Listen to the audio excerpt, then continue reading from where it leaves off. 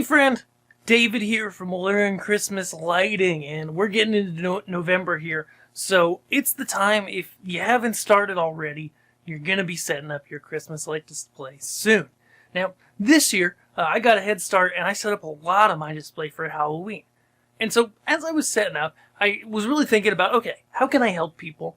And one of the things that I was thinking about is, here are just some tips and tricks that I use to speed up my setup every year, to make it so that I can get in and out and I can set this thing up in a matter of hours, okay? Not longer. It's really not that difficult. I almost spend more time getting the stuff out of my attic than I do setting it up.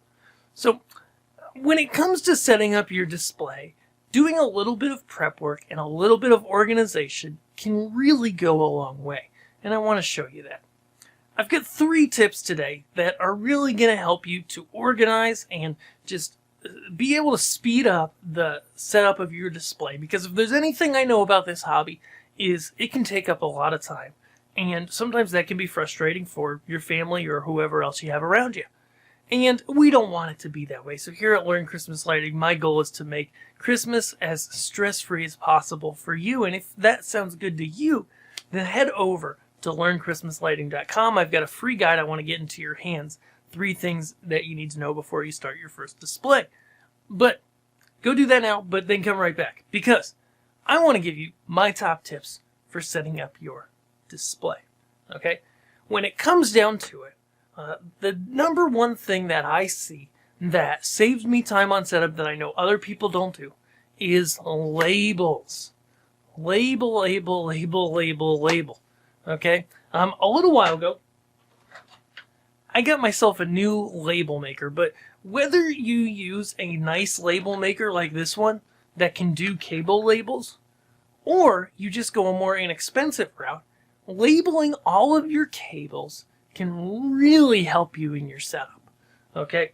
What do I label? On any cable that's coming out of a controller, I either make a label on this label maker, which is the Dymo Rymo 4200.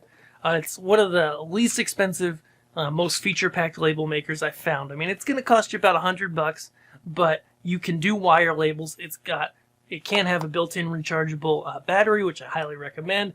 It's got a really great rubber grip. It's made for industrial applications. So when I've got a wire coming out of a controller box, such as here, I'm going to label it at the end of the pigtail, okay? And I'm going to label it with the number of the output of the controller that it is. Okay, so this is 3, 2, 4, etc. If I'm doing power injection, I'm going to make a label that notes the power injection.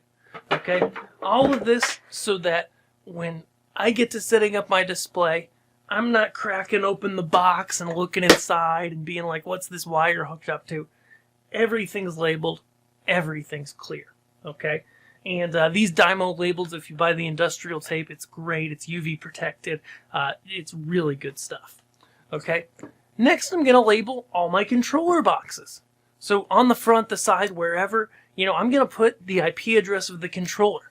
I like to letter my controllers. So my main controller with my main, head of the system is my F48, and it's controller A.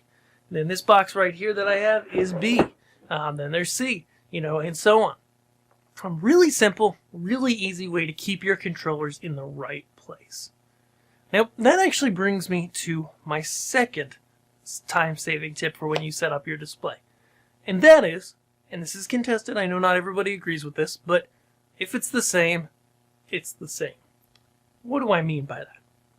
Well, when it comes down to individual extensions for, that are going to go to your lights or different controller receiver boxes, if they're truly the same and interchangeable, like 2 25-foot X-Connect cables or 2 control boxes with receiver boards in them that have the same pigtails on the outputs, if they're truly the same, then don't worry about differentiating between them. Okay? Just on your plan, on your drawing, whatever you do, just write down, okay, B goes here, B goes there, C goes there, etc. And that brings up actually a third point. I was going to have 3 for this, but now I have 4, which is make a drawing of your show.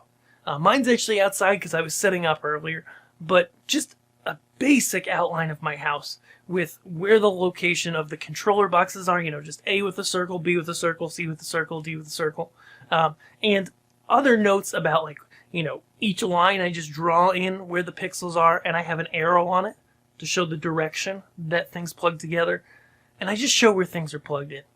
It helps me remember, jog my memory. How does everything plug in? I'm not having to get back inside or get on a computer to check things. Nice and easy. My next tip and trick is stay neat and tidy as best you can.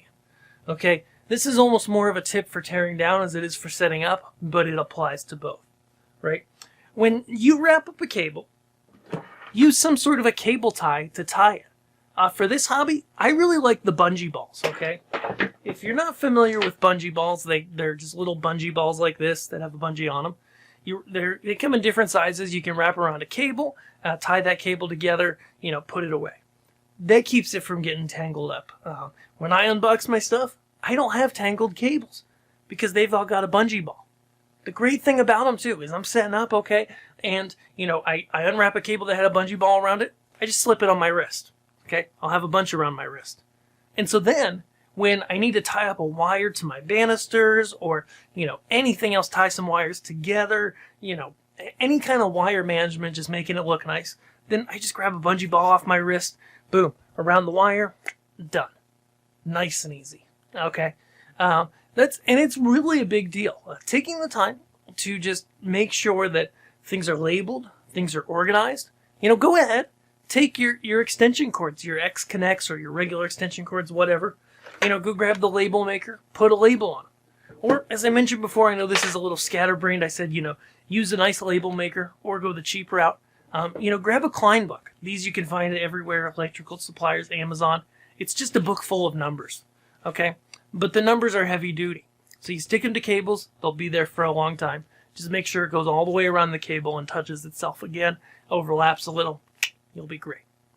If you enjoyed this video and these tips to help make your Christmas display great, go ahead and subscribe, like this video, and check out the rest of our articles over at learnchristmaslighting.com. I'll see you guys there. Thanks.